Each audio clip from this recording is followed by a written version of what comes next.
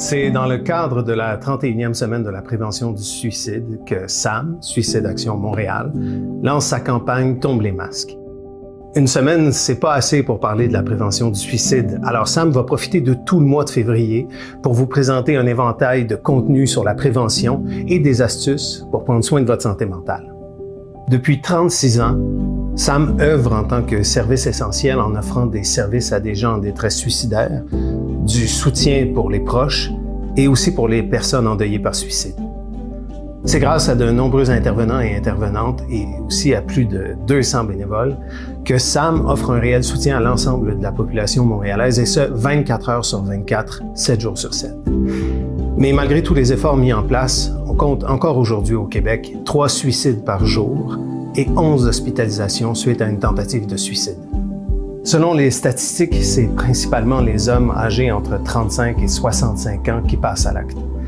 Mais depuis 2016, on remarque une augmentation des hospitalisations chez les jeunes filles âgées entre 10 et 14 ans suite à une tentative de suicide. Également, depuis le début de la pandémie, on constate une augmentation de l'isolement et de la détresse chez les personnes âgées et chez les jeunes adultes. Dans un contexte aussi particulier, alors que la détresse se fait de plus en plus sentir, il est important plus que jamais de s'entraider collectivement et d'être sensible à son entourage. Suicide Action Montréal est présent pour vous soutenir dans les moments de détresse. Si vous êtes inquiet pour un proche, avez perdu quelqu'un, ou si vous-même vous avez besoin de soutien, n'hésitez pas, composez le 1-866-APPEL. Surtout, ne restez pas seul dans la détresse.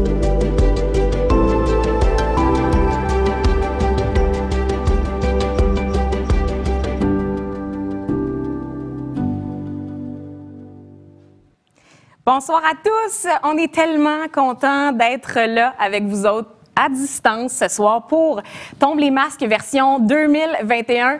Ça va être différent, mais vous allez adorer la formule qu'on a pour vous ce soir. Vous l'avez entendu dans la vidéo avec Alexandre, Suicide Action Montréal. C'est quoi? C'est des pionniers dans la prévention du suicide depuis 35 ans maintenant. C'est des services, oui, de prévention, d'intervention, mais aussi de post-vention. Et ça, c'est super important. C'est pour tout genre de clientèle, tout type de gens. Si tu es en détresse, si tu es inquiet aussi pour un proche ou tu as perdu quelqu'un, tu vis un deuil par le suicide, on vous l'a dit, c'est important. Ils sont là pour vous. 1-866-JAPPEL. C'est une semaine ultra importante en plus pour SAM.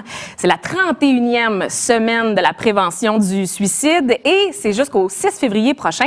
On va même prendre ensuite tout le mois de février pour continuer de sensibiliser les gens, éduquer la communauté également. Parce qu'il faut continuer d'en parler, il faut poursuivre la discussion, il faut se poser les vraies questions. Parce qu'on va se le dire, le suicide reste encore trop souvent un sujet tabou.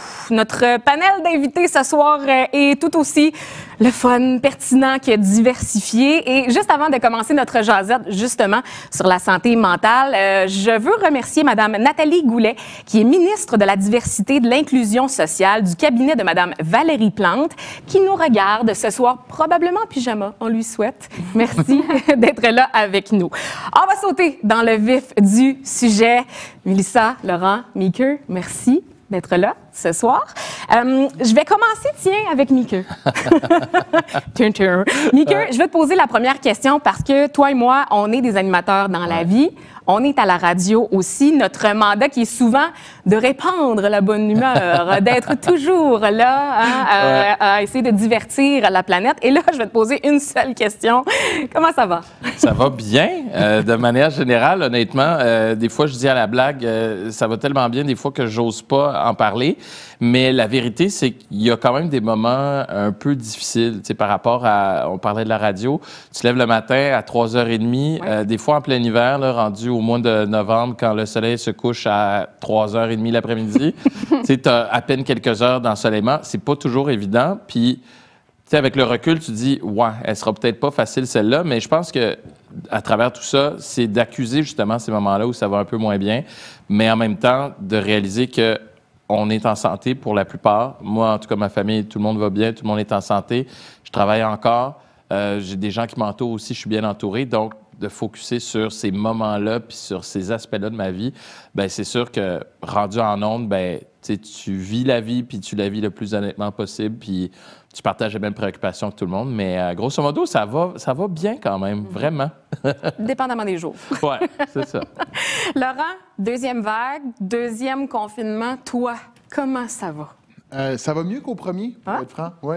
Ben, tu sais, mon année, comme celle de plusieurs Québécois, était assez en montagne russe, là, on ne se le cachera pas, et aussi très médiatisée. Mais je pense que s'il y a une chose que 2020 m'a appris, c'est à s'adapter, tu sais, à être résilient. Puis, tu sais, j'ai vécu des expériences, que ce soit en CHSLD, que ce soit d'être ici aujourd'hui à la veille de Super Bowl, puis d'être confiné chez moi avec un couvre-feu. Tu sais, c'est des choses qui me marquent, mais des fois, je me rends compte aussi à quel point je suis privilégié dans tout ça. Puis, tu sais, je pense à tous ceux qui ont perdu leur travail. Je pense à tous les gens avec qui je travaille dans les CHSLD, préposés aux bénéficiaires, infirmières auxiliaires, qui n'ont pas eu de vacances depuis des années parfois, font du temps supplémentaire obligatoire, etc. Puis, je me console un peu en me disant comme, OK, ben je suis qui pour me plaindre, puis j'essaie d'aider. En fait, je pense que c'est ça que j'essaie de faire. Et aussi, Mélissa, d'un point de vue de la santé, toi, comment ça se passe? Bien, écoute, je te confirme que c'était une année de fou. Je dirais que je commence à la voir, là, les 12 mois qui ont passé, pratiquement pas de vacances. Moi, en plus, je suis un médecin de santé publique. Là. Je peux pas être plus au premier front. En même temps, c'est un peu bizarre parce qu'il y a eu tellement de choses différentes. Même en santé publique, on était capable de faire du télétravail. Puis au début, je me suis dit, c'est cool. Moi, j'aime ça, rester en maison en mou. Il n'y avait plus de voyageage. C'était le fun. Mais là, je commence à trouver ça un petit peu long. Je commence des fois à trouver qu'on dirait que je perds le sens de ma journée. Tu te lèves, puis là, c'est bien trop facile. Le travail est direct dans ta face. Je commence plus tôt, puis je finis plus tard. Puis là, oups, les enfants arrivent, puis il me semble que j'ai pas vu la journée passer. Donc, ça, je te dirais que, je sais pas, la perte un peu des repères, le quotidien qui est perturbé un peu, ça fait que, oui, c'est le fun, puis oui, c'est gratifiant. Là, quelle année là, pour un médecin de santé publique? Je vais m'en rappeler toute ma vie.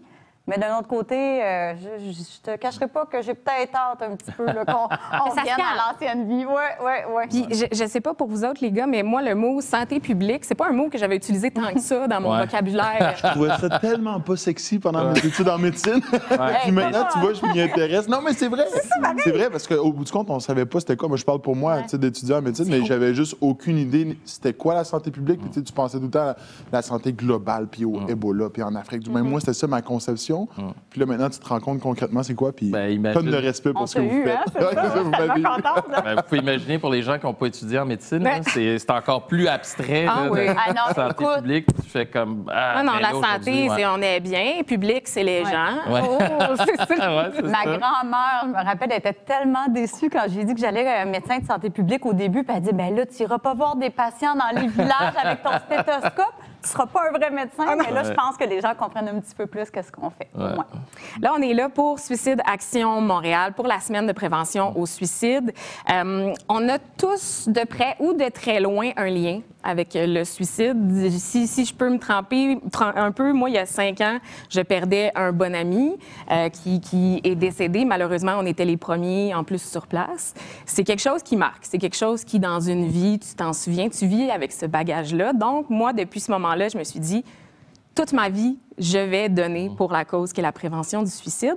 Si c'est pas trop indiscret, quel est votre lien chacun par rapport au suicide? Bien, moi, c'est le lien du tabou, dans le sens où c'est rare qu'on va parler de nos moments un peu plus difficiles. T'sais, on le fait un peu là, mais je pense pas qu'il y a personne qui est au bout du rouleau là, en ce moment. Mais c'est de dire, parfois, d'accuser le fait que oui, des fois, on est au bout du rouleau. Moi, ça m'est déjà arrivé, plus jeune, de me dire « Ah, mon Dieu, le seul moyen que ça arrête, cette souffrance-là, c'est que tout s'arrête. » Puis avec le recul, avec ton entourage, avec... Tu sais, quand tu as un support ou un groupe de support autour de toi, tu te rends compte que, OK, ça finit par passer, là, les difficultés, peu importe les difficultés. Puis moi, ça m'a toujours marqué ce fameux dicton-là que le suicide, c'est une solution permanente à un problème qui est temporaire. Puis ça, juste ça, pour moi, c'est comme... Puis l'autre lien, c'est que j'ai un très bon ami à moi qui m'en a déjà parlé, puis ça m'a fait réfléchir. Il m'a dit, moi, j'avais mon plan, tout était fait, puis le malaise des gens autour, mais je me rends compte à quel point, en même temps, après le malaise, il y a un côté de, oh, OK, bien, tu sais, je suis pas fou de penser ou d'y avoir déjà pensé, puis d'en parler, ça ouvre justement. Fait que moi, ça a toujours été ça, peu importe le problème de santé mentale, d'ouvrir la discussion, même si c'est inconfortable au début, puis personne n'a envie d'en parler, ça demeure une des choses, sinon la chose la plus importante à faire. Quand tu parlais tantôt aussi de postvention, j'étais comme, c'est vrai, il y a tellement de gens qui sont touchés par ça, tu sais, autour, autant les gens qui sont affectés que les gens autour, ça... Puis on y pense pas sur le coup, ça arrive, tu te dis, c'est pas moi qui ai besoin d'aide, c'est lui qui en avait besoin, puis tu comprends pas. Puis après ça, tu vois l'importance que justement l'organisme comme Suicide Action Montréal a. Mélissa? Ah ben c'est ça, ça vient me chercher un peu ce que tu dis, parce que moi, j'ai la chance quand même d'avoir une bonne santé mentale. J'ai jamais vraiment eu de problème de ce côté-là. Par contre, j'avais un collègue très, très proche de moi il y a 2 ans, puis il allait moins bien, mais tu sais, les hommes, âge moyen, tu sais, des fois, on reste un peu plus discret là, sur nos émotions, peut-être on les met moins au grand jour. J'avais remarqué des changements, puis je l'avais quand même approché, il a fait mon aide, mais je suis pas allée jusqu'à lui demander, coudonc, est-ce que tu songes au suicide? Tu sais, j'y ai pas pensé, je sais pas. Puis, à un moment donné, j'ai reçu l'appel qui fait tellement mal, tu sais, dire un dimanche, écoute, Mélissa, t'en reviendras pas, mais il s'est suicidé. Puis ça, écoute, je vais m'en rappeler toute ma vie, là. C'est un peu traumatisant. Puis j'ai pas arrêté de me dire, j'aurais dû quand même lui en parler, j'aurais dû oser lui demander, est-ce que tu songes à te suicider? Parce qu'en le faisant, je lui offre de m'en parler. J'ai le légitime de dire, si tu as des pensées comme ça peut arriver, je suis là pour l'entendre. Donc, gars, rendu là, il faut vivre avec, puis c'est correct, là. On est passé par-dessus, mais tu sais, évidemment, ça laisse un grand trou. Donc, disons que ça met la cause de la prévention du suicide très près dans mon cœur. Écoutez, moi, je n'ai pas été exposé au suicide. Je cogne sur du bois, dans mon entourage près, dans mes amis, dans ma famille. Ce que j'ai envie de dire, par contre, c'est que je reviens avec un exemple d'études en médecine, mais je me rappelle avoir lu les statistiques. Les premières fois que j'ai vu les statistiques par rapport au suicide, par rapport au fait que ça arrivait de manière autant fréquente chez les jeunes, puis que c'était une des causes de décès les plus importantes chez les jeunes, je pense que ça m'a vraiment marqué à ce moment-là. Puis après ça, ben, tu sais, je veux dire, on a tous des événements qui nous ont touchés de près ou de loin. Tu sais, moi, je me rappelle à Kansas City, 2014, je suis arrivé l'année d'avant où il y a 2 ans, il y avait un joueur qui était suicidé dans le vestiaire ou dans le parking du stade avant un match. Tu sais, puis je me rappelle que ça avait laissé des marques. Tu sais, j'en ai parlé avec des coéquipiers qui m'ont dit à quel point tu sais, ça avait tout chamboulé pour eux puis remis en perspective leur saison au complet, avec raison, tu sais, quand ça arrive sur ton lieu de travail. Fait que non, j'ai pas d'exemple directement, mais je pense que c'est une cause qui me tient à cœur quand même. Absolument. En même temps, tu sais, moi, c'est ce que je trouve aussi très particulier, c'est que, tu sais, autant tu dis tu n'as pas de lien direct, tu sais, moi non plus, il n'y a personne autour de moi qui est... Mais tu arrives à comprendre aussi, puis tu es capable de voir comment ça a affecté les gens autour. Fait que je pense que tous, directement ou indirectement, on a tous cette conscience-là aussi de se dire c'est possible, puis d'être aux aguets, tout simplement. Tu sais, moi, je dis souvent à la blague, mais c'est très sérieux, quand je demande à quelqu'un comment il va, quand on croisait du monde, là, je me prévois toujours un 5 minutes pour rester s'il me dit ça va pas, tu sais.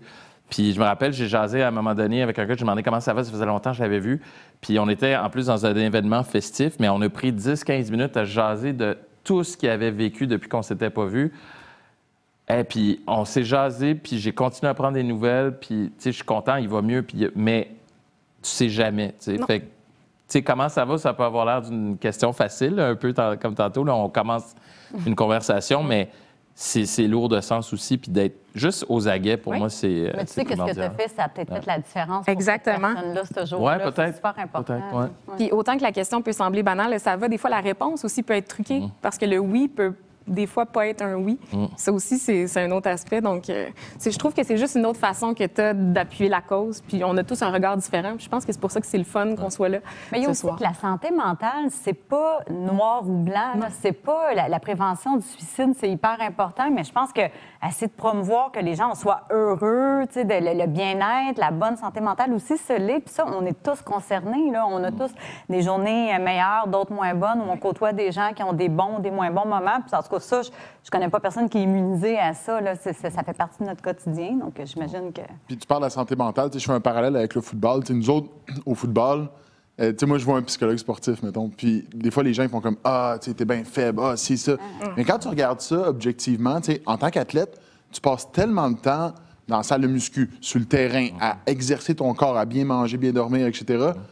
Combien de temps tu penses à exercer tes émotions? Comment tu vas réagir dans des environnements stressants? Puis là, tu sais, c'est sûr que c'est très niché football, mais je pense que ça peut s'appliquer quand même à d'autres contextes aussi. Tu sais, il ne devrait pas avoir de tabou, il ne devrait pas avoir de stigma. Tu sais, je pense que c'est correct moi, dans mon cas, c'est optimiser mes performances. Dans le cas d'autres, c'est d'aller, tu sais, canaliser ou parler d'un sujet qui est peut-être pas capable d'aborder avec des proches ou avec ses parents ou peu importe. Tu sais, je pense que on ne devrait pas stigmatiser, pas juger. Puis je pense que c'est pour ça que je suis ici, en fait. Oui, puis que t'en parles, que t'oses le dire. Moi, sincèrement, la gang, chaque semaine, je vois une psychologue et ça fait le plus grand bien. C'est pas un signe de faiblesse. Moi, je trouve que c'est un signe de force, justement, de dire « non, je pense que j'ai besoin d'un petit push de plus pour aller mieux. » Puis même pas besoin d'attendre non plus. Là. Moi, je me suis payé ça pour mes 30 ans. C'était mon cadeau 30 ans. Je me paye, puis finalement, je l'ai vu pendant 5 ans. Finalement, elle m'a abandonné. Salut, Solange. Elle a pris sa retraite. Mais t'as quel âge, ça veut dire? Je suis plus vieux que tu penses, là. Ah! Je le sais, elle fait pas semblant. Confession. Tu veux juste que je le dise. Je te connais, là. Mais tu sais, ça m'a tellement fait du bien juste de comprendre. Puis, tu sais, tu parlais du stigma, Laurent, de voir un psy. Je vais toujours me rappeler la réaction de mes parents.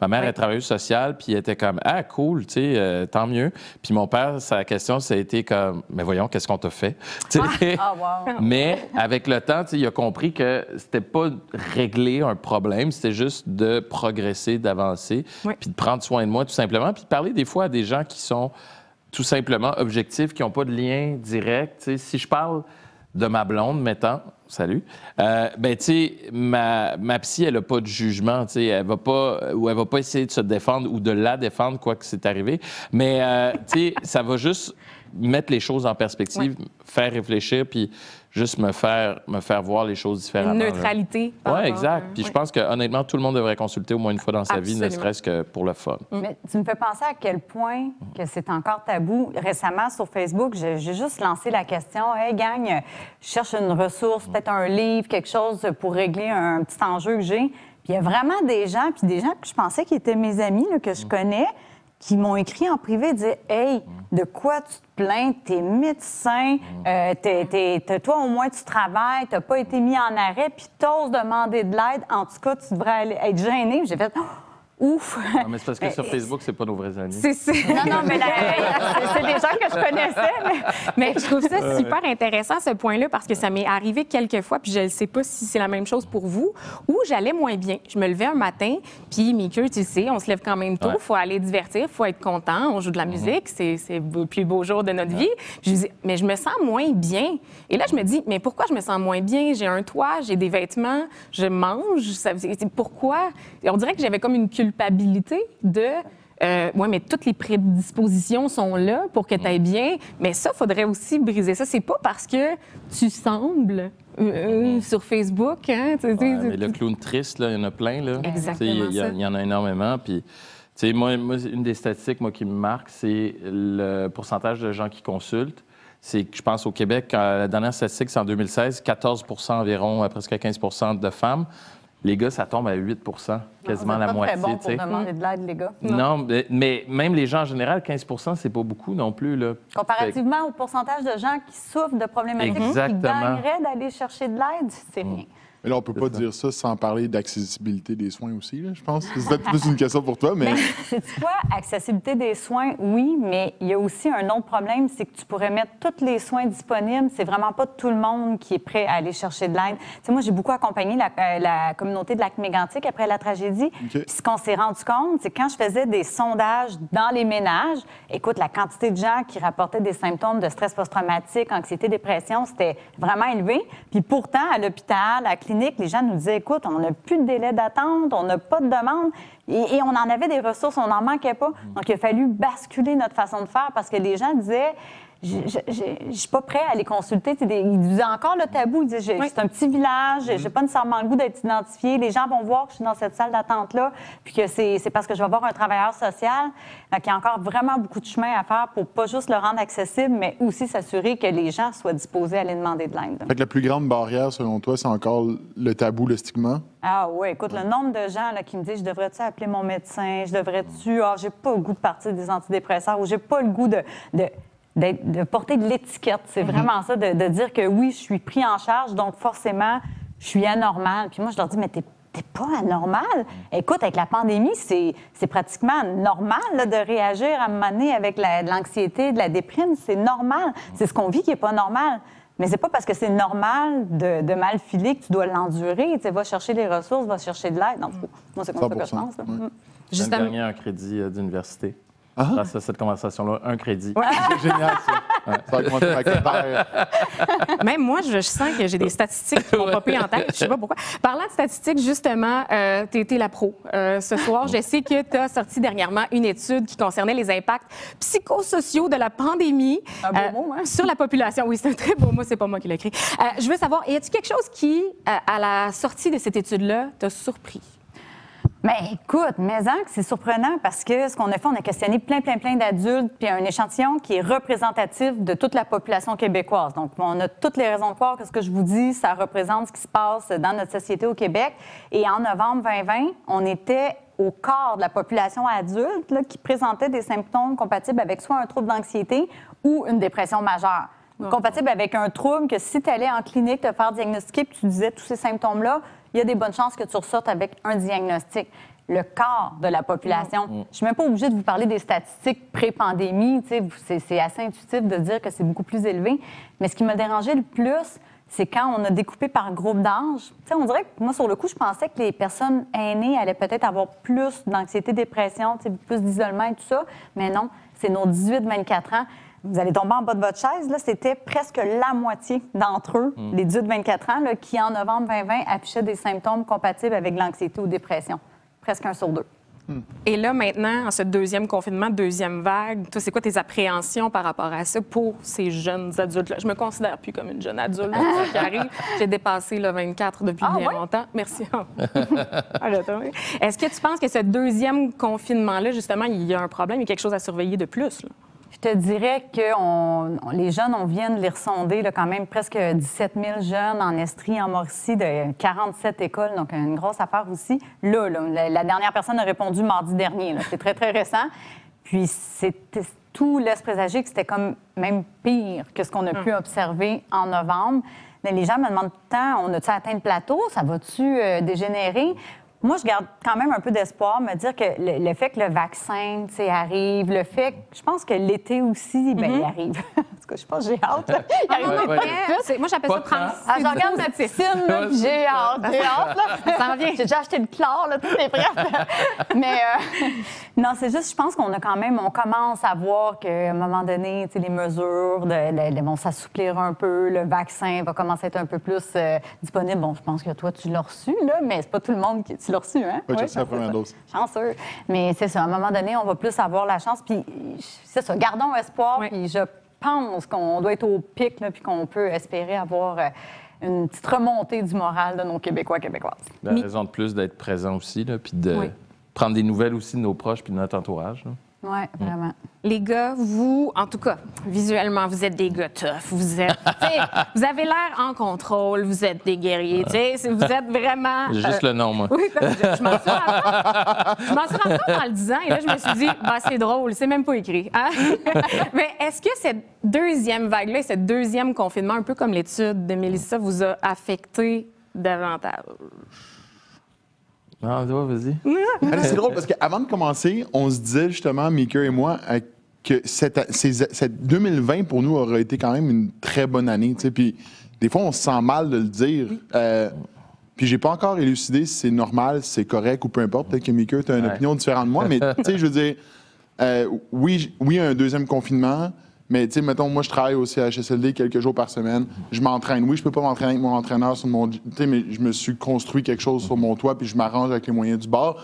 Est-ce que je sens autant le confinement, tu sais, que quelqu'un qui travaille de la maison, qui est pas capable de faire une cassure entre la fin de son chiffre de travail puis les enfants qui arrivent de l'école ou qui ont fait l'école à la maison puis les repas puis tu sais, je pense que je le vis quand même très bien, ce confinement-là. Mais il y a un truc que tu as dit que je vraiment trouve intéressant tantôt, tu sais, être consciente du privilège qu'on a aussi. Puis je pense que il faut être conscient. Tu sais, nous, par exemple, à la maison, on a une petite fille de 3 ans. Le premier confinement a été vraiment difficile pour ma blonde. Puis moi, ça m'a pris du temps aussi à avoir assez d'empathie pour la comprendre. Tu sais, quand tu dis ça a été vraiment bien, bien, je me suis dit, bien, mon rôle à moi, là, c'est d'avoir un peu d'empathie parce que ça va vraiment bien. Je suis occupé. En plus, je sors de la maison. Je suis pas confiné à l'intérieur avec notre enfant. Fait que je dois être capable de me mettre à la place de ma blonde qui, elle, sa carrière allait super bien, était hyper occupée. Puis comme elle dit, j'ai pas signé pour ça, moi, être à la maison. C'était pas mon but dans la vie. Et là, elle est obligée de le faire par les circonstances. Donc, ça a été de s'adapter. Et à la fin du premier confinement, elle m'a dit un truc que moi, j'y avais déjà dit un mois avant, mais elle me croyait pas. Elle me dit, « Hey, je pense que ça nous a rapprochés. » Mais ça nous a rapprochés parce qu'on a changé un peu notre mindset aussi, de se dire, bon, on est face à cette situation-là. Comment on fait maintenant pour s'aider, pour se soutenir, pour collaborer, pour voir comment on peut passer au travers? On a réussi. Puis quand la deuxième vague est arrivée, bien, comme Laurent, ça a été plus facile aussi parce qu'on s'est adapté. Puis ma blonde a trouvé d'autres choses. Il y a eu aussi, c'était moins sévère et moins fermé que la première vague. Elle a pu aller faire du snow, par exemple. On s'est permis d'envoyer la petite à la garderie. Ça a été une dure décision, mais on s'est rendu compte que, hey, elle aussi, ça lui fait du bien. Tu sais, quand elle est retournée à la garderie la première fois, là, son humeur a changé. Son humeur s'était vraiment dégradée. Elle a 3 ans, là. Elle n'était pas du monde. Puis en allant à la garderie, on s'est rendu compte, hey, ça lui fait du bien. Bien, on va le gérer. Elle va y aller moins longtemps, mais elle va y aller parce qu'elle aime ça. Puis ma blonde, elle, a mis du temps sur d'autres choses. Elle a préparé l'après-confinement aussi. Moi, j'ai continué à travailler, mais en faisant un peu plus à la maison aussi. Fait que ça a été toute une adaptation. Ça n'a pas été toujours facile, mais ça nous a préparés. Puis on le sait que, moi, au début, quand on disait on en a pour 2 ans, j'étais comme, voyons donc, 2 ans, ben non. Arrête d'en mettre. Bien, ça fait déjà 1 an, puis avec tout ce qu'on entend sur la vaccination, ça se peut que ça soit jusqu'en 2022. Bien, imagine COVID-19, elle ben, c'est ça. Son nom. Oui, c'est ça. On est rendu en 21. Exact. Fait que c'est tout ça. Fait que... Mais oui, tu sais, ça, grosso modo, quand je me rends compte du privilège que j'ai puis de la chance d'avoir un toit, d'avoir à manger, d'avoir un emploi, même si ma blonde n'a pas eu d'emploi pendant plusieurs mois l'année dernière, ça a changé beaucoup de plans, mais tu sais, c'est peut-être cliché, là, mais la santé est là, puis ça nous permet aussi de donner du soutien autour de nous aussi, là, des gens qui habitent seuls. Ça, je t'avoue que quand je parle à mes amis qui habitent seuls, là, c'est d'autres choses, là, c'est notre game, là. On est vraiment. chanceux de, ben, toi, je sais pas, mais toi, tu parles de... Moi, j'ai 5 enfants à la maison. Ouais, c'est ça. T'as 5 enfants à la maison? Ben, ils viennent pas tous de Bedon. Mais... Excuse-moi. C'est moi, les 2 chats. C'est pour ça qu'il faut pas se plaindre, tu vois. Exact. Ça tient occupé. Non, l'isolement, ça, j'ai un petit peu moins connu. Ben oui, c'est plus quand ils partent. Ben, c'est parce qu'en fait, on est une famille reconstituée, fait que c'est une semaine sur 2. Excuse-moi, je voulais pas rentrer dans les... Ah non, mais c'est correct, totalement. Mais non, on souffre pas de solitude. Ça, c'est l'inverse des fois. J'osais pas le dire, mais des fois, quand ils partent le vendredi, on fait... C'est d'autres choses. Non, on est seuls. Il faut le dire. Tu sais, je parlais avec une collègue de travail à la radio dernièrement, puis elle me disait... Parce que, tu sais, nous autres aussi, là, 3 ans, là, ça demande, là, puis là, elle veut pas dormir, puis tout. Puis on parlait, elle a 2 enfants, puis elle me disait...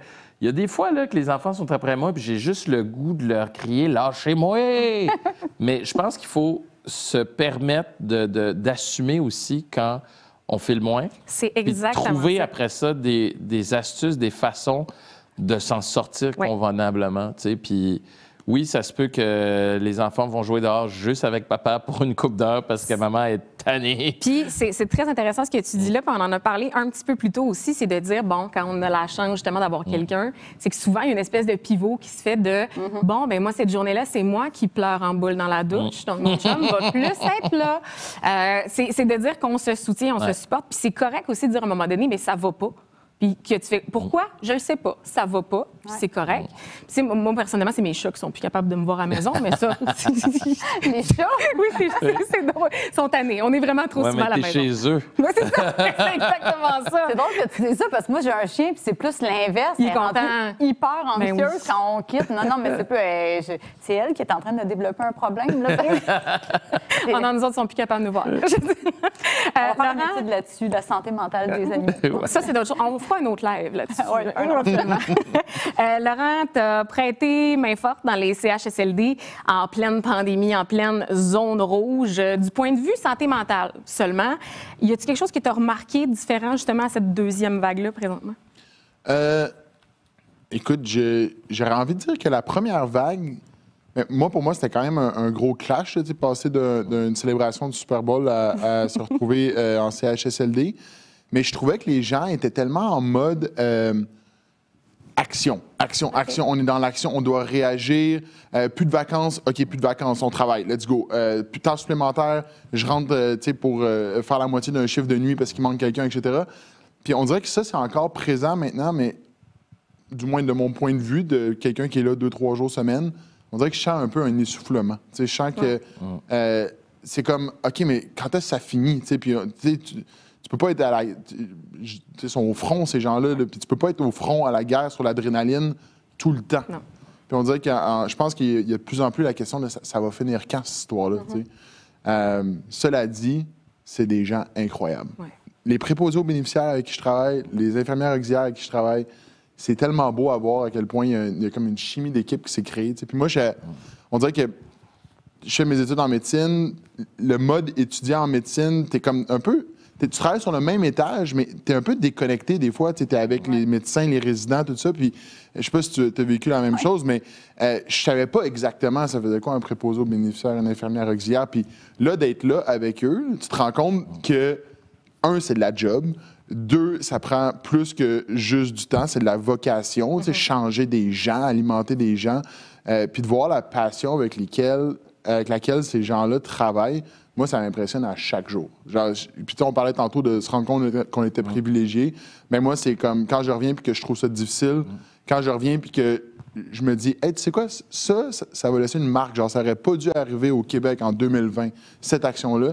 Mais tu sais, je me console en me disant que j'en vis juste 3 jours semaine. Il y a des gens que ça fait 20 ans qui sont dans ce système-là. Puis j'ai vraiment beaucoup de respect pour tout le monde qui travaille dans le réseau de la santé. Tu sais, tu disais que le fait d'être au front va te rendre meilleur joueur de football.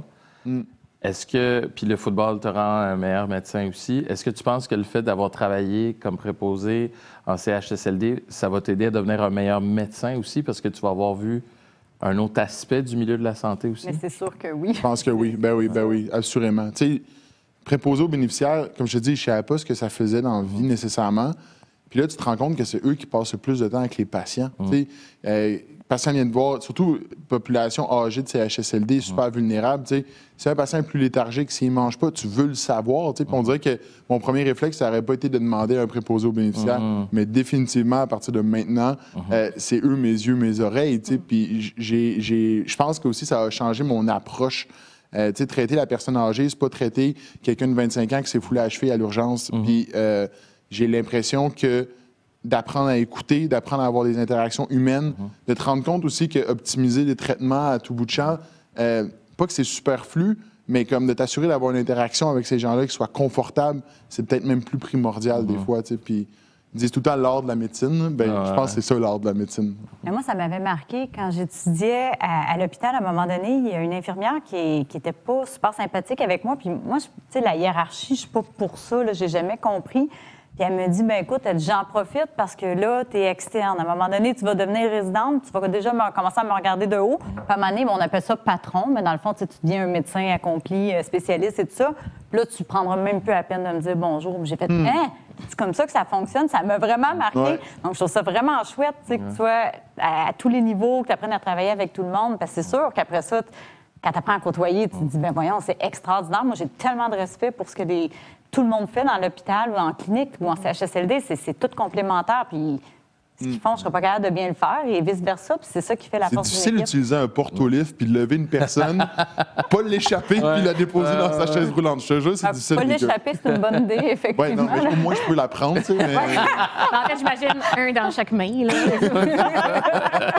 Mais tu parles de hiérarchie. Je vais juste finir là-dessus, puis je ne veux pas hijacker la conversation, mais quand il y a eu le mouvement Je contribue de gens qui sont allés aider, moi, ça m'a tellement... J'ai trouvé ça beau. Tu sais, s'il y a une chose à la pandémie que j'ai trouvé beau dans le système de santé, c'est ça. C'est que les médecins, les infirmières à la retraite reviennent puis que ça crée quelque chose de super horizontal où est-ce que tout le monde s'est ramassé à faire un peu de tout. Puis oui, c'était un peu chaotique, mais en même temps, on dirait que la communication, tout était comme vraiment mieux. Non, mais c'est vrai, on travaille en équipe. Ça niaise moins, on dirait. Ouais. Ah, c'est le fun. Tandis que j'y pense, vous avez peut-être pas remarqué, on est un peu verbomoteur à peine. Je veux dire, ça se remarque à peine à l'œil nu. Mais par contre, tantôt, ce sera à vous de poser vos questions. Il y aura une petite période de questions. Si vous voulez les préparer d'ici là, vous êtes les bienvenus. Ce sera à la fin de l'échange. Mickey, on en parlait tantôt. Oui, tu es dans les médias, mais tu gravites dans l'univers de l'information. Et moi, s'il y a quelque chose qui m'a un peu grugé de l'énergie pendant ces confinements-là, c'est les réseaux sociaux. Ouais. Parce qu'il y a une utilisation qui peut être un peu... on n'est pas sûr pour certains. Est-ce que ça nous affecte positivement, négativement? Est-ce que, justement, présentement, les deux pieds dans le deuxième confinement, c'est quoi le rôle des réseaux sociaux? C'est-tu positif, là, présentement, ou plus négatif, selon toi? Tu sais, on parlait de solidarité tantôt, le mouvement Je contribue. Je pense que les réseaux sociaux peuvent amener quelque chose de très positif. Tout est une question de comment on l'utilise. Puis, est-ce qu'on l'utilise à bon escient? Parce que les réseaux sociaux, au départ, c'était nous garder contact. Moi, je l'utilise pour prendre des nouvelles des gens en général, puis je prends vraiment des nouvelles. Si je pense à quelqu'un, j'écris, puis je demande, puis j'ai une conversation. Il m'a écrit, c'est vrai. Ouais. Non, mais c'est vrai. Mais je pense que quand on tombe dans en mode un peu plus passif sur les réseaux sociaux et qu'on regarde ce qu'il y a autour, c'est pas toujours ce qu'il y a de plus positif. Il y a des études très claires là-dessus aussi, que ça affecte la santé mentale. Puis moi, il y a deux aspects. Il y a l'aspect, tu parlais de l'information. Tu sais, j'évolue dans le milieu de l'information. Quand je vois toute la désinformation sur les réseaux sociaux, je me rends compte à quel point c'est vraiment important le travail des médias, mais je me rends compte aussi que les médias ont un travail à faire de rebâtir la confiance avec les lecteurs, les auditeurs et le citoyen moyen, parce que la désinformation se fait de manière tellement efficace et insidieuse que même toi, comme personne qui lit l'actualité, des fois, tu viens à remettre en question certaines choses. Puis là, tu te raisonnes parce que là, non, je vais aller voir vraiment ce que disent les études. Puis, tu sais, ne serait-ce que sur les vaccins, tu sais, il y a tellement de mythes qui sont ancrés, qui ont fait le vaccin, ils mettent un peu de la maladie dedans. Non, pas en tout, c'est pas du tout ça, tu sais. Puis quand tu te remets en question, tu remets en question également ce qu'on t'envoie en disant, OK, mais ça vient de quelle source et tout. Tu te rends compte à quel point il y a toutes sortes de choses qui ont réussi à percoler dans la culture générale, puis dans l'air ambiant. Ça, c'est une chose. Puis deuxième chose, quand je parlais du volet passif, c'est quand tu regardes la vie des gens, tu sais, on dirait que tout va tout le temps bien pour tout le monde. Ah, Moi, je le dis carrément aux gens, je dis, oui, ça va super bien, j'ai une année merveilleuse, ça va vraiment bien.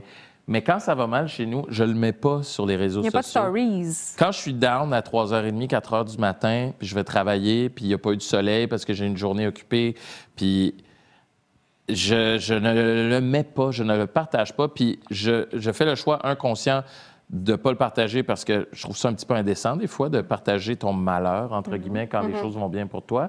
Et deuxièmement aussi parce que je me dis que les réseaux sociaux sont tellement pleins de trucs, des fois, qui sont pas nécessairement positifs et constructifs. Je me dis que si je peux juste faire rire quelqu'un dans ma journée, ce sera déjà ça. Mission accomplie. C'est déjà ma job dans la vie le matin, de faire rire, d'informer, mais dans un contexte plus léger. Je me dis que quand je mets des niaiseries que je fais ou qui se passent autour de moi, ça peut juste... Mais de se rendre compte puis d'accepter que dans le mot médias sociaux, il y a le mot média et les médias, c'est très souvent un spectacle aussi. Tu sais, quand je regarde un film, quand je regarde une série télé, je ne m'attends pas à ce que ça soit la réalité. Bien, pourquoi les médias sociaux, ça serait différent? C'est pas la réalité. Pour ça, il y a des journaux. Puis il y a des bulletins télévisés pour voir la réalité. Fait que je pense que d'être conscient de ça, puis de le dire à nos jeunes aussi, puis je prends juste ma façon de l'utiliser, les réseaux sociaux. Puis il y a des gens que j'ai arrêté de suivre parce que je me suis rendu compte que ça me rendait triste, leur bonheur. Là. Oui, oui, c'est aussi de choisir les personnes aussi. Oui, exact. Ouais, des fois, tu es dans ton feed, tu dis pourquoi je me sens comme ça? Ouais. Ah, c'est peut-être ça. Il y a Caroline Huard qui fait de la cuisine, qui est très présente également sur les réseaux sociaux, Louni, pour ceux qui la connaissent. Son tofu. Qui dit, exact.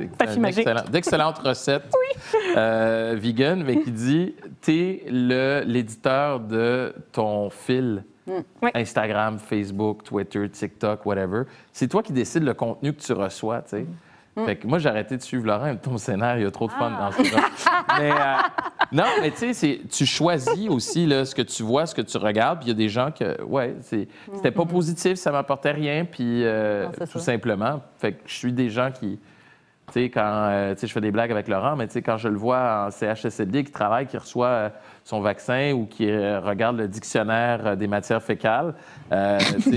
Moi, ça me fait Je savais rire. pas si t'allais aller jusque-là. Sur les réseaux sociaux, hein? Ben non, mais là, Oui. OK, Oui, oui. OK. On peut dit se prendre 2 minutes, il faut en parler. il faut là. en parler. Moi, j'adore. C'est chacun son mardi. Hein? Explique-nous. Non, mais il faut qu'on en parle parce qu'il faut amener un peu de joie. Là, mais... Sérieux, je pensais jamais que ça me ferait rire Je autant. pensais même pas que ça existait. Ben moi non Puis plus. Tous mes collègues... OK, faut dire Ouais, au ben, monde c'est ça, c'était je veux quoi. Faut mettre comprendre. en Je veux contexte. comprendre. OK, les filles sont pas... En OK. travaillant au CHSLD, quelqu'un m'a dit assure-toi que cette patiente-là a fait au moins des selles molles. Puis là, je suis OK. Puis, non, mais elle a juste fait une pâteuse. Puis là, en tout cas, je commence, puis je suis comme vraiment, là, il y a vraiment des catégories, tout ça. Puis elle sort un dictionnaire avec des photos et le terme adéquat qui va à côté. Et le dictionnaire n'est que fait pour ça. Ouais. Oui, avec des Puis photos, avec des consistances. là, je me sens mal Une parce mise à que jour à chaque année. j'ai oublié. On va arrêter d'en parler après, je vous jure, mais c'est parce que j'ai oublié le nom. Mais Mika, tu sais quoi? Toutes mes amis de la communauté médicale m'ont dit ben oui, c'est le. Là, il y a comme C'est ça a un nom évident, fancy. là, ouais. Non, mais c'est comme le Alfred Nobel Chart Stool, tu sais, ou quelque chose de même. Puis j'étais comme, what? Fait, j'ai un petit Larousse chez nous, mais c'est pas celui-là. Exactement. C'est- Non, excusez-moi. Comme lecture de chevet. Je l'ai pas Fait que ça pour dire, suivez Laurent, il y a des trucs vraiment intéressants sur les réseaux sociaux de Laurent Duvernay-Tardif. Ouais, J'adore ça. c'est particulier. Mais là, ce qui est le fun, c'est que c'est le tremplin parfait pour la prochaine question. J'avais besoin d'une question plus santé publique. Fait qu'on va couper un peu ça. tu sais. Parfait, On va allons-y. passer de Et Laurent, il va dictionnaire. merci, Joe. Ouais, c'est ça, merci, on arrête d'en parler. Lisa. Non, euh, non, là, tu t'envoles. Oui, c'est ça.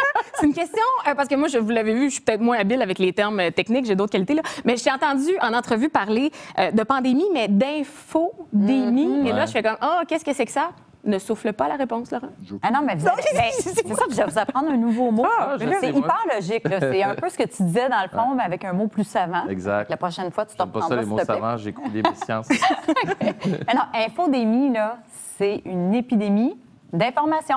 C'est aussi simple que ça parce que c'est hyper important. Là, en ce moment, quand on parle d'impact sur la santé mentale, anxiété, dépression, oui, il y a le virus, oui, il y a l'isolement, il y a les pertes financières, bon, un name it, mais il y a aussi une infodémie. On est envahi par une quantité astronomique d'informations. Tu sais, quand on y pense, la pandémie actuelle, tu sais, la dernière, là, il y a 100 ans, il n'y en avait pas de réseaux sociaux, là, il n'y en avait pas de cette contamination-là d'informations qui, oui, des fois est vraie, mais juste le fait d'être exposé à une hyper grande quantité d'informations, même si c'est vrai, ça devient stressant, ça devient envahissant. Mais là, en plus, tu rajoutes toutes sortes d'informations qui est peut-être vraies, peut-être pas vraies, des fois qui est à saveur complotiste, des fois c'est juste mélangé, il y a de la confusion. Ça devient vraiment, vraiment anxiogène. Puis dans notre étude, là, ce qui est fascinant, c'est qu'on s'est rendu compte que ce facteur-là là, de l'infodémie avait pratiquement plus d'influence ou prédisait davantage qui allait être anxieux ou déprimé que les facteurs qui sont plus liés au virus ou à la pandémie. Fait que c'est quand même fort, là. Ouais, c'est énorme. Puis ça fait partie aussi de nos quotidiens. Bon, tu l'as dit, Mickey, on a tous nos réseaux sociaux, soit pour faire notre promotion et ou des causes que l'on adopte. Et Laurent, justement, ben, tu peux utiliser tes réseaux sociaux pour le dictionnaire et ou autres. Je fais d'autres choses avec les réseaux sociaux Justement, aussi. c'est document vrai. Ouais. Le sport occupe, malgré la pandémie, une super grosse place dans ta vie. Tu le disais, tu n'as plus non ton entraîneur avec toi, mais tu t'es arrangé justement pour garder le beat.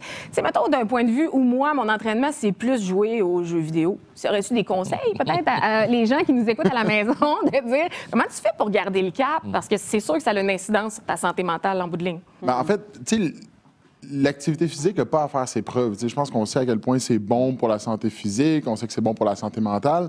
Mais tu sais, en ce moment, en tant que pandémie, tu sais, des fois, j'ai envie de dire aux gens comme qu'est-ce que tu fais d'autre que regarder un écran? Tu sais, t'es devant ton écran pour ton cell, après ça, tu as des Zooms, après ça, tu as des Teams, après ça, tu as des FaceTime, après ça, tu soupes en FaceTime avec quelqu'un, puis après ça, tu écoutes la télé. Comme, qu'est-ce qui te reste d'autre dans ta vie? Tu sais, on dirait que moi, je sais qu'en ce moment, je serais pas capable de performer au niveau où est-ce que je performe si j'avais pas mon sport. Même si c'était pas le football, juste de faire de l'exercice. Puis en ce moment, c'est difficile d'en faire.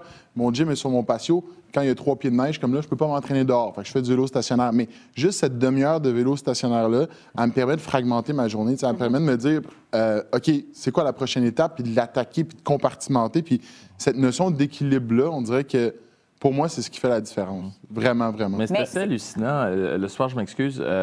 Mais moi, j'ai réalisé une chose avec mon horaire. Beaucoup de gens me demandent comment tu fais pour avoir un horaire aussi fou. Tu travailles super tôt le matin, des fois, je te vois à la télé tard le soir. Mais il y a des fois, puis moi aussi, il y a des bouts là, que j'ai pas le goût de m'entraîner là, pendant le milieu de l'hiver. Mais je me rends compte que, puis toi, tu connais ça, parce que je suis sûr que tu as déjà fait ça, des siestes dans la journée quand tu travailles à 3h30 du matin, tu as besoin d'une sieste. Bien, quand je fais du sport, je n'ai pas besoin de sieste. Non, c'est une demi-heure de sport au lieu de 2 heures de sommeil. Puis ça me repart pour la journée, là, puis ça me recadre. Là, c'est magique, le sport. Je pense que le problème est de s'enliser dans ce pattern de sieste-là parce que c'est facile. C'est facile. Tu dors, puis tu dis « Ah, je vais m'entraîner plus tard, je vais m'entraîner plus tard. » Des fois, les plus tard, ça arrive que c'est des années. Mais je trouve ça important parce que ce que vous dites, le sport, là, je vous ai dit, là, on a questionné 16-17 000 jeunes la semaine passée, puis on leur a demandé, pas juste tes problèmes, mais qu'est-ce qui pourrait t'aider dans la prochaine année? Puis il y a à peu près 4 jeunes sur 10 qui nous ont dit, moi, là, une chose qui m'aiderait vraiment beaucoup, c'est de pouvoir reprendre mes activités sportives en lien avec l'école, entre autres. Parce qu'il y en a, là, tu as un gym sur le toit ou je sais pas trop, mais c'est pas tout le monde qui a accès à ça. Puis il y en a qui attachent le sport avec l'esprit d'équipe, le fait de se rassembler. Il y a le côté peut-être un peu social aussi avec ça, là, pour plusieurs personnes. Les acquis du sport, puis ça, en tout cas, on drift un peu, mais quelqu'un qui fait du sport en parascolaire, c'est bien plus que du sport pour l'activité physique. C'est comment interagir, c'est apprendre à... moi, j'ai toujours dit que le football dans la NFL, ça va m'avoir appris à perdre. Parce que tu vas aller en médecine, la seule chose que tu as, c'est des bonnes notes. Tu arrives après ça en milieu hospitalier, puis il y a des défaites, puis tu sais pas comment les gérer. Mais le sport, c'est plus que ça, puis je comprends absolument.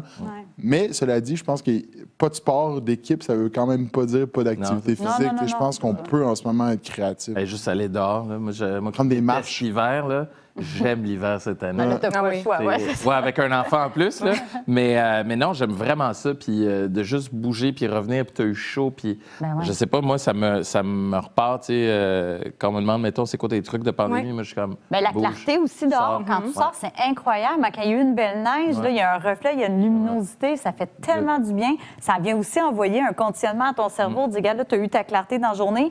Quand le soir va arriver, tu vas faire un beau petit dodo. Mais c'est vrai, quand on parle d'écran, là, c'est vraiment un autre problème. L'écran, c'est une genre de lumière bleue qui n'est pas en train de programmer ton cerveau pour bien dormir. Donc là, tu rentres dans un cycle de je sors pas de la maison, je suis devant ma lumière bleue. Le soir, je viens pour me coucher, je dors pas bien. C'est un cercle vicieux. Tu t'es pris là-dedans. Puis là, si tu dors pas bien, tu es fatigué. Fait que tu sors pas. Bon, vous comprenez. C'est pas ce qui m'arrive. Là. Non, mais moi, c'est quelqu'un que je connais. C'est pas moi. C'est ça. J'ai entendu moi, dire. Pas du tout. Je suis pas là-dedans, voyons. C'est une connaissance. On va maintenant vous entendre. C'est vos questions. On veut répondre justement à vos interrogations, que ce soit à Mika, à Mélissa ou bien à Laurent. Donc, on a Alexandra qui demande... Avant, j'aimerais juste, parce que je sais que les gens peuvent nous écrire en direct et tout. Si vous me permettez, j'aimerais vraiment que quelqu'un pose une question sur le dictionnaire de Laurent. J'aimerais vraiment ça. En tout cas, pas sur les Chiefs, c'est le Super Bowl. Non. Les prédictions. Je suis bien ouverte. Je suis ouverte à tout genre de questions. S'il y a quoi que ce soit, on va prolonger le live. Longtemps, je l'ai vu. Je suis content. Là, ça déborde. Je déborde de joie. J'adore ce live-là. Il va finir à minuit. Donc, on a une question de Alexandra qui demande « Quel conseil vous donneriez à la société pour passer à travers de cette pandémie? » Rien de moins. Est-ce que je peux la laisser au médecin? Oui, absolument. C'est ça. Hein? Lequel de t'en as donné? Moi, il y a une chose qui m'a vraiment, je trouve, troublée dans la dernière année au niveau de la société, justement, c'est cette tendance à la division-là qu'on a eue. Justement, on parlait de réseaux sociaux. Mon Dieu, que c'est facile. Hein? Tu te caches derrière ton écran. Puis il y a tellement de gens qui ont jugé, qui ont apporté des commentaires ou qui l'ont peut-être pas écrit, mais qui l'ont pensé dans leur tête. Puis ça, je me dis, on est en temps de crise, là, bon, en guerre, mais mettons, là, on fait face à une crise. On a-tu vraiment besoin de se diviser les uns des autres? Ça n'a pas rapport. On devrait vraiment se dire, on n'a jamais eu autant besoin d'être tous ensemble. Puis oui, peut-être que tu veux te faire vacciner. Bon, toi aussi, ça ne marche pas, mon affaire, mais mettons que toi, tu ne veux pas te faire vacciner. Je peux essayer de t'en parler et essayer de te convaincre, mais au bout du compte, si tu me dis, moi, ma décision est prise puis je veux pas... Tu comprends, rendu là, j'ai le choix d'être malheureuse, à me dire, mais pourquoi elle fait ça? Puis j'ai le choix de te rendre malheureuse, à essayer de te convaincre. ou plutôt juste accepter ta différence, puis te donner l'information, puis dire, si jamais tu veux en parler, je suis là pour toi, puis on va continuer à avancer, puis on va continuer à être solidaires, vous comprenez? Puis on s'entend, là, je suis la première à vouloir que la population se fasse vacciner, mais la bienveillance, autrement dit, plutôt que la division sociale, c'est hyper important. Puis allô, il est encore temps de le faire, là, tu sais, je pense qu'il n'est pas trop tard, c'est ça. Là. Il est jamais trop tard. Je veux me faire vacciner. Pour un bon entendeur. Bon, mais là, c'est ça, j'ai pas trouvé personne ici. Mais le mot bienveillance, je pense que c'est un mot qui est, qui chapeaute beaucoup de choses, qui est lourd de sens, plus lourd de sens qu'on veut bien le croire. Moi, j'ai toujours mal là, de donner des conseils. Je suis qui pour donner des conseils, là? Mais si je me base sur ma façon de voir les choses, puis de la vivre, puis de m'apaiser, la bienveillance, l'écoute, puis juste écouter l'autre aussi, qui est peut-être pas d'accord, mais écouter puis comprendre, parce que, puis, juste pour terminer là-dessus sur le vaccin, il y a des gens qui ne veulent pas se faire vacciner parce qu'ils ont réellement peur. Il faut écouter cette peur-là aussi. C'est comme quelqu'un qui dit « j'ai peur d'un chien », mais c'est pas un chien d'en face, ça marchera pas, là. Ils vont avoir peur encore demain. Bien, c'est que tranquillement, je pense qu'il faut d'abord écouter pour pouvoir aider, mais des fois, c'est difficile, mais... c'est puis apprendre de l'histoire aussi, là, tu sais. Ouais. On me dit qu'on a une question de Stéphanie, maintenant, qui demande, quand vous regardez votre entourage proche, est-ce que vous remarquez un inconfort à aborder le suicide, à parler du suicide? Hey, c'est plus qu'un inconfort, là. Je pense que le mot est faible. Ben, c'est un tabou, là. Oui. L'avez-vous déjà fait? Parce que moi, je vous le dis, il y a une fois où j'aurais dû le faire et je ne l'ai pas fait. Donc, une autre fois, l'opportunité, si on peut appeler ça ainsi, c'est présenter quelqu'un qui ne filait pas. Puis je me suis dit, là, je vais la poser la question. Puis c'est malaisant, là. Oui, parce que c'est pas quelque chose... Je sais pas d'où ça provient, mais personnellement, pour l'avoir vécu une fois, on dirait que les autres fois où quelqu'un va pas, c'est une question que tu as en arrière de ton cerveau constamment. Oui, mais tu vas pas, mais à quel niveau? Mais là, tu n'oses pas dire... Est-ce que tu as des pensées suicidaires? À quel niveau tu files pas? Mais est-ce que tu as des idées noires? Non. Est-ce que tu penses mettre fin à tes jours? Mais sais-tu quoi? Si elle y pense pas, elle va dire « Ah, non, écoute, je tiens à te rassurer, puis c'est bien correct, case close, là. » Mais si elle y pense, elle va être contente que tu lui aies posé la question parce que ça va... Bien, contente, c'est un grand mot, mais au moins, tu lui ouvres la porte qu'elle t'en parle. C'est aussi simple que ça.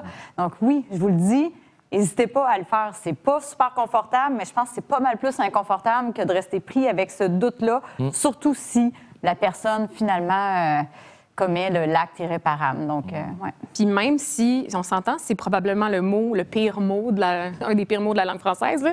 Le suicide, c'est pas le fun, mais j'ai l'impression... dans ton dictionnaire aussi. Ou dans ton dictionnaire, Laurent, dépendamment. Mais... je pense que je vais payer pour cette joke-là de longtemps. En fait, moi, je paierais pour le dictionnaire, mais bon, ça, c'est autre chose.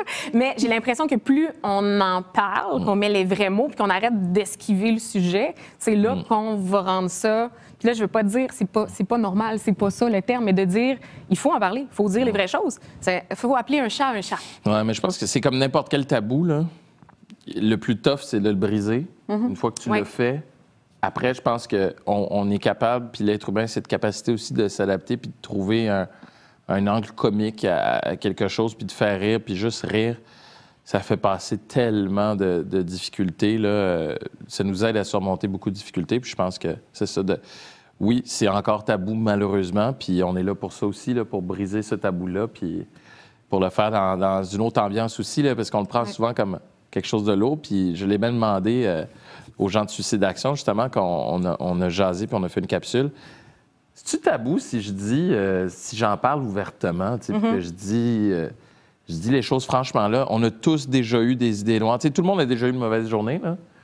Bien, c'est à différents degrés. Il y en a qui ont des idées noires, genre « Ah, mon Dieu, je vois pas le bout ». Ça veut pas dire que tu penses au suicide, mais t'es à bout.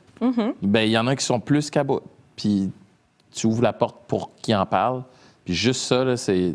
Des fois, c'est juste ça. C'est le poids de garder tout en dedans. Et de pas en parler. C'est ça. Fait que, voilà. La bonne nouvelle, c'est qu'il y a toujours un numéro. Moi, ça, je trouve ça fantastique. Pour vrai, là, le 1-866 appelle. De savoir que c'est toujours là, 24/7, puis que, écoute, si t'es pas à l'aise d'en parler avec quelqu'un d'autre, ça se peut, là, je peux très bien comprendre, mais il y a quelqu'un là-bas qui est là, qui est qualifié, qui est intéressé à t'entendre. Moi, ça, je trouve que c'est vraiment rassurant. J'espère que les gens ont le réflexe de l'utiliser. Puis justement, tiens, Annie, qui a une question relativement à ça. Vous allez pouvoir me dire, soit Mélissa, Laurent, peu importe. Quels seraient les moyens justement à mettre en place pour inciter les gens à demander de l'aide quand ils sentent qu'ils en ont besoin, mais que justement, il y a une étiquette. On a peur d'être jugé. Qu'est-ce que les gens vont penser? Tu veux-tu...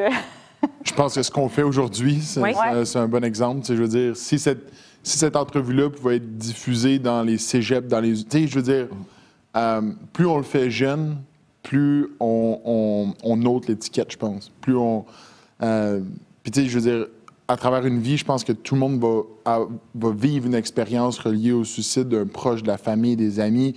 D'un idole aussi. Des fois ça passe par les gens, justement, des réseaux sociaux que tu vois. Puis pourquoi pas en profiter pour ouvrir un dialogue? C'est tellement quelque chose de négatif, mais si on peut créer quelque chose de positif pour le futur, je pense qu'on doit saisir cette opportunité-là. Puis, je dirais, tu sais, ça arrive jamais du jour au lendemain. Hein. Tu sais, j'ai vu à un moment donné le programme d'aide aux médecins du Québec, on fait un baromètre de la santé psychologique. Tu sais, c'est un peu comme nos codes de couleur, orange, rouge et tout ça. Donc, ça passe du vert jusqu'au rouge. Puis ça te montre que, ben, quand tu es dans le vert, écoute, ça va bien, tu as de l'énergie, tu dors bien, tu es heureux, tout ça. Jaune, oups, tu commences à être plus impatient, plus irritable, plus stressé. Mais à quelque part, peut-être de se faire sa lecture quotidienne, de prendre le temps de dire, je suis où dans mon baromètre? Parce que c'est rare que tu passes du vert au rouge.